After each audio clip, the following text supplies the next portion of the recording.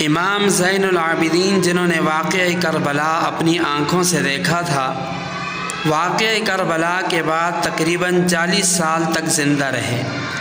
اس طرح 40 مرتبہ آپ کی زندگی میں 10 محرم الحرام کا یہ دن آیا تھا۔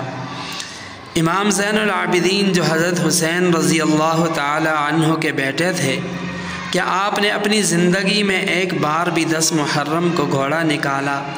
کیا آپ نے اپنی زندگی میں ایک بار بھی 10 محرم کو ماتم کیا؟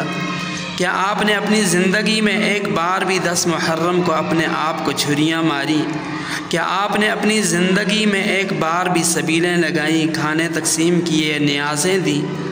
اگر امام زین العابدین نے ایسا کچھ نہیں کیا، اور یقیناً ایسا کچھ نہیں کیا، تو پھر میرا سوال یہ ہے کہ آج کل جو لوگ محرم میں یہ سب کچھ کرتے ہیں وہ کون لوگ ہیں؟ کس کے طریقے پہ چل کر ایسا کرتے ہیں؟ کیا ان لوگوں کو امام زین العابدین سے بھی زیادہ غم ہے شہادت حضرت حسین رضی اللہ تعالی عنہ کا؟ اس لیے حق اور باطل کو سمجھیں اور حق اور باطل کو سمجھ کر زندگی گزاریں۔